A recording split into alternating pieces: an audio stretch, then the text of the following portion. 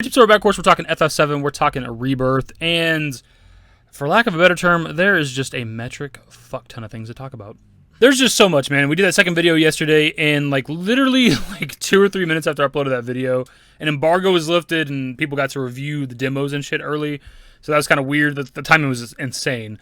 But also, there's just a bunch of interviews throughout the night. Not even just about, the demo. There's, an IGN interview with the devs, and they're just talking about the game itself, and we got a lot of info from other places and shit. Stuff confirmed that Vincent's not playable, which just fucking sucks, dude. We'll talk about it more in the video, I'm sure, but just him not being playable just kind of deflates that reveal. We have a Zack episode is what they describe it as, whether that's a chapter or just a playable segment or maybe just a segment of Zack that we see. I don't know, but they say that shit. We have confirmation, it seems, of the remake project not being a sequel to the compilation. They talk about it lining up with Advent Children by the end of everything. Stuff like that. There's just so much to talk about. And as of right now, I'm aware of a lot of things to talk about, and I don't even know if we're going to cover it all in this video. I'm not even sure of what all info is out there currently. There's just so much all throughout the night. So we're just going to hop right into this IGN interview. We spoke to creative director Tetsuya Nomura, producer Yoshinori Kitase, director Naoki Yamaguchi, about everything we just saw in that trailer. Vincent, Zack Fair, Chocobos, the Gold Sauce, with the open world and the name Rebirth all included. And while the game's leads aren't revealing every mystery right away, we did come away with some cool new details about what we can expect. Here's a full, lightly edited transcript of our conversation. So from the previous session, it was very clear that although the path is familiar, there are slight changes. For example, the way that Yuffie is introduced to the party. Can we expect to see more moments like this that subvert the expectations of the players who know the past story? Okay, so to comment on sort of the differences from the original work, one point being that the order of certain events of the storyline may differ from the original. Some may appear or some way. What the fuck? Than what happens in the original. But overall, Rebirth will tell the story to the Forgotten Capital sequence and overall follow the original story. But as far as how characters join the party, like with Yuffie as you mentioned, has been reimagined in a way that's sort of better suited for the modern audience. Furthermore, as you know, within the original Final Fantasy VII, the character Zack Fair is one that doesn't appear as much in the original title. However, we see at the end of Remake that he has appeared, which, is quite a difference from the original title. And as for Rebirth, there will be a new episode with Zack that will contain even more of him than the remake. I'm not able to say much more than this, as I would like for players to play and experience this with it in their own hands. So a lot of people were sharing those sections last night, excited. They finally confirmed that nothing's changing. They're following the original story. That's it, 100%. And it's no. Nothing said in that first paragraph was new. They told us a long time ago that they're following the original game's trajectory. Nothing there at all was new. In fact, the only new shit from that whole section was the Zack-related stuff. To me, it was the most interesting bit, them talking about an episode for Zack. Now, it's IGN's, translation or whatever of the transcript of the interview. Does the episode mean... It doesn't mean DLC. That's what some people were jumping on. Is that a Zack DLC confirmed? No, it's not that. Whether it's a playable segment, or it's a whole dedicated chapter to Zack, I don't know. It could be, we're in the middle of a chapter, we do something, it cuts away to Zack, and we follow Zack for an X amount of time. I don't know how long, how much it would be. It's going to be something like that. Now, obviously, I am a Zack Fair fan, my favorite Final Fantasy character, so if we cut away and we get a whole fucking chapter of Zack, I'm not going to mind that. To me, this would also seem to confirm that it's playable Zack, right? I can't imagine that we'd cut away to Zack's segments in Rebirth and we're just cutscene after cutscene after cutscene. Even if it's just walking around Midgar again, the Sector 5 slums, all that shit. Even if it's just that, I imagine they would let us control the character Zack. That's another bit of fan service, right? As you make these changes, I feel like it walks a fine line between for fans who want to see a faithful retelling versus the new changes and new story that you're telling. So how do you balance making those changes and how much of the story is focused on subverting expectations for fans of the original as opposed to a faithful retelling? I do believe that, and with Remake as well, we were able to tell the story and to express ourselves in a new way that doesn't stray or defy the expectations of those who are fans of the original title. And so in terms of, the question of balance, I do believe that a good balance between the two was maintained for Rebirth as well. That being said, while the story that we follow is quite faithful to the original, as you've seen in the demo as well, in part 1 with the story of Cloud and Sephiroth and their journey at Mount Nebel, you see that it has been greatly kind of enhanced and improved upon the original, whereas, there's sort of limitation based on the technology of that time, whereas now we have just this much more enhanced immersive experience with the voice acting that just adds another layer to these characters, the stunning visuals, and the acting of the character that just show much more. So we have sort of the same episode that is now retold and invokes a new feeling, a new deeper feeling with players. I don't know if it's that conversation they had or IGN's transcript of the conversation, but some of the shit is hard to read, redundant and lengthy and run-on sentences and shit. It's weird as fuck. But that was kind of a non-answer. I mean, it was similar to the previous one where they talk about it being the original with new stuff. I mean, it's stuff we already know. Next question. So you mentioned that Zack has his own episode in Rebirth. What about any other characters from Crisis Core? Is there any world where Genesis returns to the Final Fantasy VII Remake games? So any character beyond what is shown in the trailer, we're unable to speak on. Obviously, answering a question like that, like they can't give away anything, especially if it's not shown in trailers yet. But man, shout out to fucking IGN for asking about Genesis. Like that's been a fan question for a long time now. People are wondering whether or not he's going to reappear in the remake project or whatever. And IGN's like, let's just fucking ask him. Obviously, they're not going to give us a good answer for it, but yeah. It should have been crazy though if they did confirm it. Like they ask about Genesis and they're like, yeah, he's definitely going to be there. But yeah, them being vague about it, like there's certain ways you could look at that where it's like if Genesis wasn't going to be in the remake project, what is the harm in just saying that, right? So for them to be like, we can't comment on it currently, it's like it makes you think he's probably going to be there. In the trailer today, we saw a glimpse of Vincent popping out and saying hello. Will he be a playable character in this game, or is he just a companion? In terms of whether or not Vincent will be a playable character, he will be more of an accompanying character to the party in terms of Rebirth, so this will be similar to how Red 13 was in Remake. Is this swift kick in the nuts, the confirmation that Vincent Valentine is not a playable character when it comes to FF7 Rebirth. Fuck. It just sucks, man, because I'm obviously a fan of Final Fantasy VII as a whole. I like all the characters, essentially. But Vincent was one of my go-tos as a kid. He was always like Cloud, Barrett, and like Vincent and/or Red 13. I kind of jumped around. Once I discovered that Vincent was like a character you could find and get in your party and stuff like that, it was my go-to. He replaced Red 13 for me. A lot of my childhood is a Vincent Valentine in my party. And we've waited 8 years now to finally get the reveal of Vincent Valentine, and he's not goddamn playable. What the shit? It fucking sucks, dude. It does not matter how much he's in the game. It doesn't matter if he's accompanying us on the journey. Maybe he fights as like an NPC by himself over here, AI, whatever the shit like Red 13 was doing in Remake. We can't control him. It just sucks. It completely kills that reveal for me. Also, depending on the order of events when it comes to Rebirth, it just doesn't even make sense, because when it came to Red 13, we got him like Chapter 17, right? And then he's there for the rest of Chapter 17 and then Chapter 18.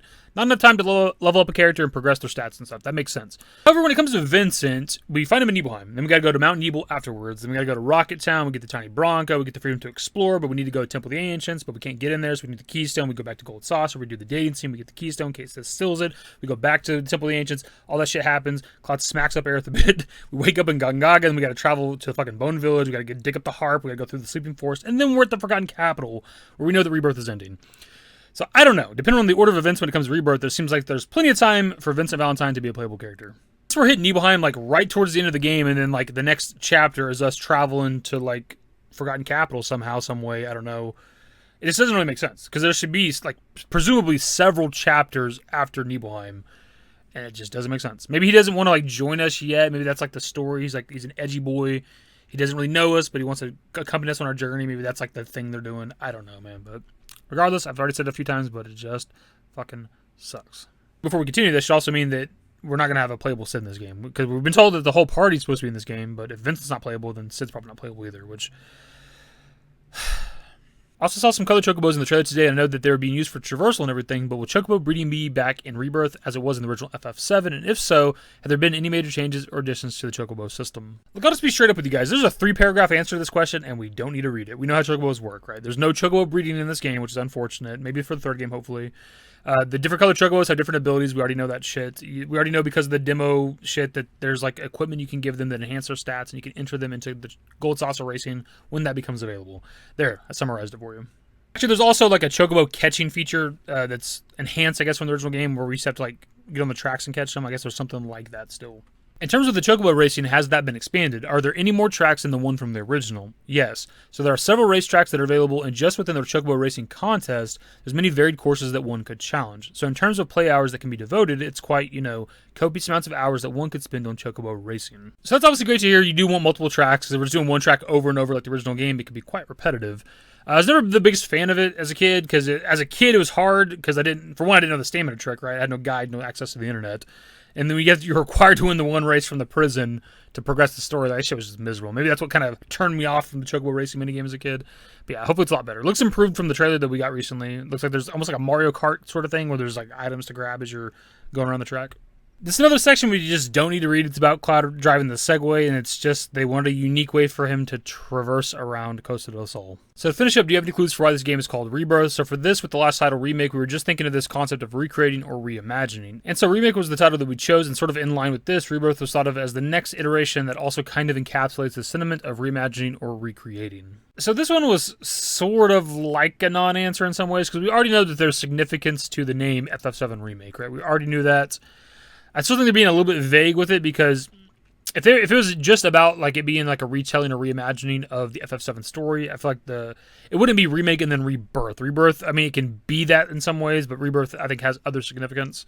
So I think they're still just being a little bit vague. With that in mind, should we expect to see the Whispers of Fate again throughout Rebirth? So as you know, with Remake as well, Whispers are these beings that arrive at these pivotal moments within the story. And you know, we aren't quite yet announcing whether they will be gracing their presence within Rebirth as well.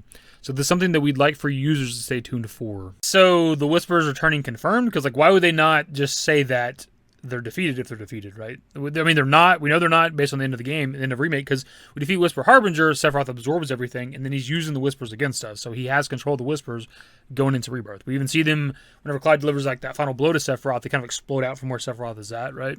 Unless they were defeated in that moment, that last final blow, they're still present, which means that going into the next game, Sephiroth has control of the Whispers, so he has control of Fate/Destiny, which again is why I think things can turn out differently.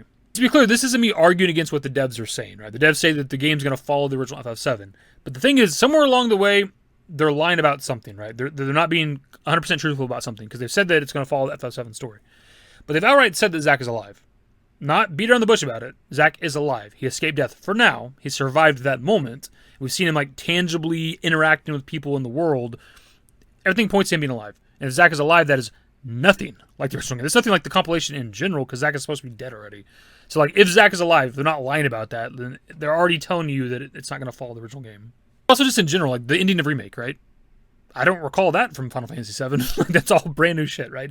And based on the ending of Remake, us breaking away from the chains of destiny, the unknown journey, all that other shit, like, I just don't believe that it's going to be the FF7 story fully. It might be like 90%, 95%, maybe 99%. But there's going to be something new somewhere. Something's going to be different. I don't know where at, though. Moving on from this IGN interview, we're just going to go through a bunch of random information. Like, there's a bunch of shit on Twitter, quotes and translations and things like that we just got to talk about. FF7 Rebirth director Hamaguchi says that in the latter half of the game, players will gain the ability to move through the ocean by a certain means OG fans will know. The eastern, western, and northern continents are all seamlessly connected in one large map. So that confirms the Tiny Bronco, right? I mean, it's got to be the Tiny Bronco or the submarine. I guess maybe it could also be like a Chocobo that could travel through the ocean, but I don't think that's what they're alluding to. But it's kind of weird, though, because we know that Wutai's not in this game, and the Tiny Bronco is when you get access to Wutai, that's when you can go there, but they've already said that we can't go there, like 100%. It's not in this game at all, on some other answers and interviews and stuff like that. But Tiny Bronco confirmed, and the fact that we can, like, all three continents are, like, connected through, like, an open, like, seamless map, like, that's pretty fucking cool, dude. So almost gets kind of open world once we get this vehicle, which I'm assuming is Tiny Bronco. Neore says that FF7 Ever Crisis serves as a meeting point for the community to come together and understand the world and chronology of FF7 in depth. Remake and Rebirth, on the other hand, have a very different objective in that they look to the future. And see, this type of shit I'm talking about, where it's like there's conflicting shit, because in certain interviews they're like, this is just a reimagining, a retelling, and then you have stuff like this where they're like, no. Ever Crisis is retelling you the chronology of Final Fantasy VII, and Remake and Rebirth are looking towards the future. They literally say right there that they have completely different plans for Remake/Rebirth, right? Different than Ever Crisis. Ever Crisis is retelling you everything, and Remake and Rebirth have a different objective entirely. So, like, how is that not, like, confirmation that they want to do something different, besides just telling you the FF7 story? We also have this quote from Neore that says, there were a number of successful remake games out there, and looking at them and how they turned out, I realized that if we just made it a better looking version of the original game, it probably wouldn't have become the scale project that it is, and it probably wouldn't have worked out. To get people interested and give players the motivation to play through it again, we need to change Final Fantasy VII and add in new elements to make Remake what it should be, rather than just sticking to the original. So, like, right there, right? Like, we have these interviews where they're talking about sticking to the original, and people are like, see, look, 100% they're sticking to the original, they're not changing anything, we're just following FF7. And then you have that interview with The Guardian where Nemore's like, we're not sticking to the original. Like, we're changing FF7. I know it's a weird conversation. It's fucking frustrating at times, and I feel like we've already repeated ourselves a few times in this video. Everybody thinks they're right all the time, and I'm at the point now where I'm just going to stick to what I think's happening, and if it happens, it happens. If it doesn't, it doesn't. I just don't give a shit anymore. It's, like, so frustrating to talk about and so boring. Like, the feed last night when these interviews and shit were coming out is full of people who just, I'm right. I was right. It's me. I'm right. I've been right the whole time. And it's like, people are so much more interested in whether or not their theories or ideas have been right than they are in the actual game itself. Like, that's all people I feel so validated. I've been right the whole time. I've been saying this for years. And it's like, a lot of this shit isn't even new. Like I said, like a lot of this shit that they're saying in these interviews is stuff that we've been hearing forever. Like, people don't seem to realize that. They're so up their own asses with the things happening that, like, all they care about is being right. And it's like, who gives a shit about the game itself? I just want to be right on Twitter. It's weird, dude. I've already seen some content creators that are like changing up their content. They don't want to talk about like theories and discussions and breakdown stuff anymore, because every time you talk about a theory, there's like a bunch of people in the comment section that are telling about, no, that's not what's happening. This is what's happening. This is what's happening. That guy that I really like, that content creator, that theory crafter, they said this is happening, so it's 100% what's happening. And it's like the community's eating itself alive sometimes. And it's like at the end of the day, it's Square Enix's fault, because they are very vague with their answers a lot of times, like to an annoying point. And the fact that we go so long without like info and updates for like the remake project, that we're just running circles talking about the same shit over and over, and we're all just losing our goddamn minds.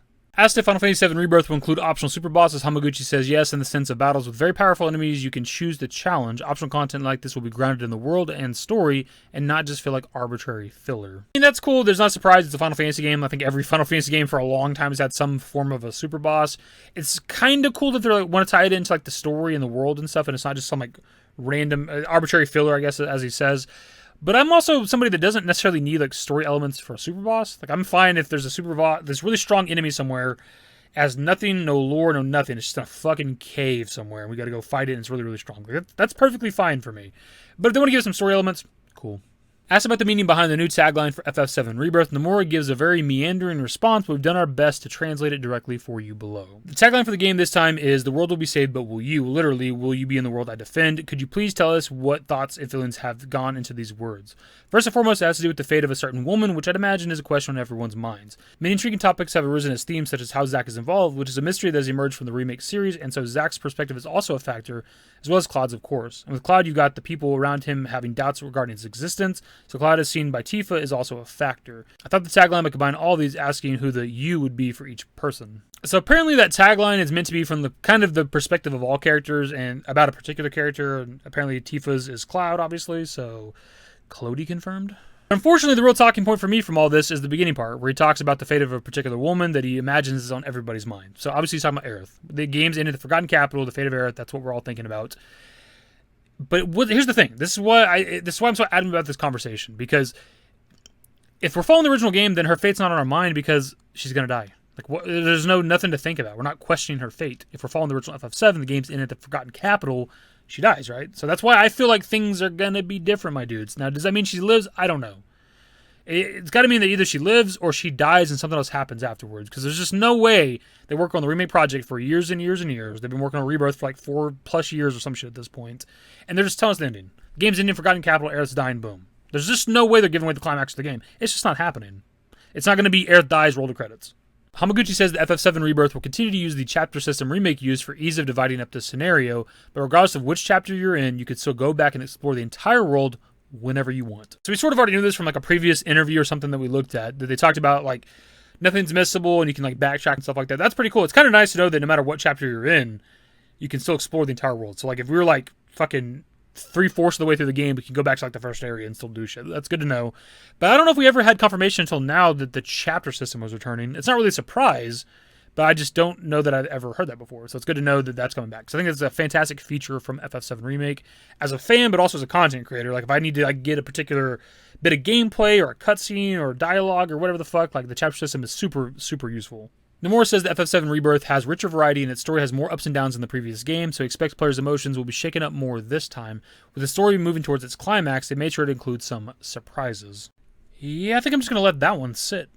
Neore says the 3 characters in FF7 Rebirth's recently unveiled key visual will play important roles. Sephiroth's purpose will become clear, and Zack will be a key figure at the mercy of his world's anomalies. I'm not going to fall down to like a theory crafting rabbit hole with Zack. We've talked a lot about Zack here lately. Everybody knows my kind of opinions and thoughts on Zack and what's going on there. I don't know. They say that the anomalies in his world is a big part of the story. So, boom. Neore explains that while directing the Nibelheim flashback, they carefully described to Sakurai the expressions, gestures, and tone to use, and Sakurai, being very familiar with the story, was able to incorporate them right away. Speaking of that, the way that Cloud acts during the demo segment is one of my favorite things ever so far in the remake project, because they have him acting like Zack. And clearly it is Zack. That's the whole fucking point and the twist and all that shit, right? But like the mannerisms, the way he like walks and acts and how like hyper he is and shit like that is 100% Zack. It's so fucking perfect. And from the English side of things, obviously, Cody Christian is just killing that role. FF7 Rebirth director Hamaguchi says that initially the development team tried to keep the game's script about the same length as remakes, but ultimately ended up being roughly twice as long. Neore says that Wutai has been moved to the third part of the remake trilogy with plans to scale it up. The main scenario for part 3 is already finished, and the team is currently figuring out the characters who will appear in it. This one's a bit weird, like the Wutai shit we already kind of talked about, and the Wutai thing's fine. Some people are upset that it's not in the second game, but Wutai was entirely optional in the original FF7, so they can do whatever the fuck they want with it. It doesn't matter. Second game, third game, doesn't really matter. As for the main scenario being done for the third game, that's the great news, obviously. Them trying to figure out which characters are going to be in it is a little bit strange. I'm not even trying to look too much into it, but it's like, who the fuck is alive after the second game? Okay, that's who's in it. Like, what do they mean they're trying to figure out the characters that are going to be in the third game? Like, what?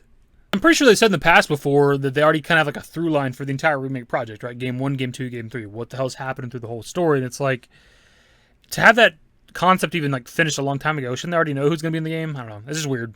FF7 Rebirth creative director Neore says that while Cloud and his companions will follow the original game's story, Zack will serve to carry a new narrative this time. So there's another example of them talking about following the original game's story, and apparently that's going to be Cloud and everybody else. And then Zack's the one that's got the new shit. All those are not a surprise. Of course, it's going to be Cloud and the gang that are following the original FF7 story.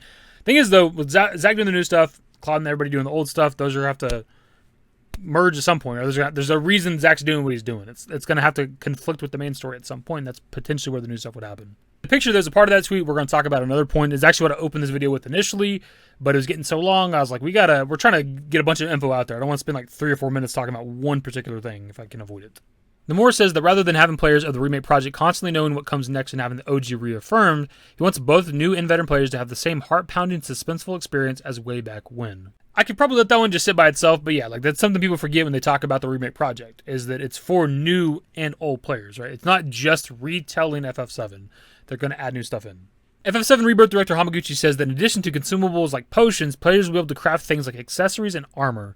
They'll also be able to upgrade their armor with this system. Certain mercenary quests will center around crafting. I kid you not, this is one of my favorite reveals so far for Rebirth. I love a crafting system in RPG. There's something about it. Even if it's a simple thing, even if we only had the ability to craft potions and shit, that would be fine for me. But the fact that we can also craft accessories, we can craft armor, and we can improve our armor with this crafting system, like holy shit, dude. This is literally, like this game, and maybe the third game, are set to be like the best Final Fantasies ever. Like, and not just because I'm an FF7 fan, just like the amount of content in them. In this game and the third game. If the third game just takes everything that's in the second game and just improves upon it, I mean, we're set to maybe get like 2 of the best Final Fantasy games they've ever fucking made in the entire franchise. FF7 Rebirth director Hamaguchi says that materia with 2 elements, such as lightning and air materia, will be relatively common. What he's really looking forward to people using are these so-called auto materia. With these auto materia, an AI will look at your MP and ATB and automatically use abilities. Some will automatically perform synergy abilities and unique actions, drastically altering the behavior of characters you aren't controlling. So we see them talk in the past about wanting to improve the AI when it comes to Rebirth, like more than what Remake was doing, where characters are just attacking and just blocking, and maybe that's what this is about, like this auto stuff, like auto healing or auto whatever, right? Auto use fire, auto synergy, whatever all the materia is going to do. Like that type of shit to maybe improve. It's not the same thing as making the AI itself better because you have to give up a materia slot for that type of shit. That's a little frustrating. It'd be nice if you could just put like a cure materia on Tifa, and I'm controlling Cloud, and if somebody's health gets to a certain point, she casts Cure. Like, that's what I shouldn't have to use an auto materia for that, but whatever. Neore says the game's many locations are one reason Rebirth will be presented on 2 discs. When discussing whether to split the project into 2 or 3 parts, the team agreed the second would have to go up through the Forgotten Capital if there were going to be 3. So speaking of the 2 disc thing, I don't know if they've said anything in the last like day or so about that. Like, is it 2 playable discs, install disc, play disc, whatever the fuck? I know there's a little bit of debate on that, but it's like they keep marketing this thing as 2 discs, which is just strange if it's just an install and a play disc, because plenty of games do that. Remake did that, and they didn't market it like that. Anyways, there's a parallel universe somewhere where Remake project might have been 2 games, but it's nice that when they considered it being 3 games, I gotta sneeze. Oh fuck! When they decided that the project was going to be 3 games, they knew outright that the second game had to go up through the Forgotten Capital. They were dead set that the game was going to end with the North Crater, and I've always thought that was way too far. Even the Forgotten Capital in some ways seemed like it was too far for me as well, because if you count from like Kalm to Nibelheim, there's a shit ton of locations. If you take all those and expand them to like the Remake degree, like it just seems like there's way too much. But the fact that this is also like 2 discs and all that shit, like it kind of makes sense now how they can incorporate all that to go up to the Forgotten Capital. I just think the Forgotten Capital is actually a perfect stopping point, just because of, regardless of the fate of Aerith, There's still a lot to do after the Forgotten Capital, right? That's just into Disc 1. That means we still have the rest of Disc 2 and what little bit of bullshit there is with Disc 3 to do in the third game. That's fucking fantastic. And all the whatever new additional shit they want to add, dude. Like, there's going to be so much for Game 3. Game 3 might actually surpass Game 2 now that I'm thinking about it. I think that'll be the perfect stopping point. It's already a lengthy-ass video. We kind of got to the end of Shinra Archaeology Department's translations that I think are worth talking about. There's probably some other shit that's interesting, but there's a lot of repeating stuff of like this, that, or the other things we already talked about throughout the video, so we didn't need to read them. So that sneeze kind of fucked me up. I feel like I'm getting sick the last several days of doing these videos, like the seasons changing and all that stuff. I feel like that's starting to hit me. I usually doesn't, but like I feel like shit right now after that sneeze. I don't know what it is, but anyways, it's a long ass video. We can start to wrap it up. Let me know if there's anything else that's worth talking about that I haven't talked about in this video yet. Definitely want to keep covering as much of the Rebirth information that's out there. That's the video, my dude. Subscribe to if you guys are new. Social networks in the description below. Follow me on Twitter, YT. That's it. Bye. Used to care what people thought, but now I care more, and nobody out here's got it figured out. So therefore, I've lost all hope of a happy ending, depending on whether or not it's worth it. So insecure, no one's perfect. We spend it with no shame. We blow that like Coltrane. We in here like Low Gain or leave it like Cobain.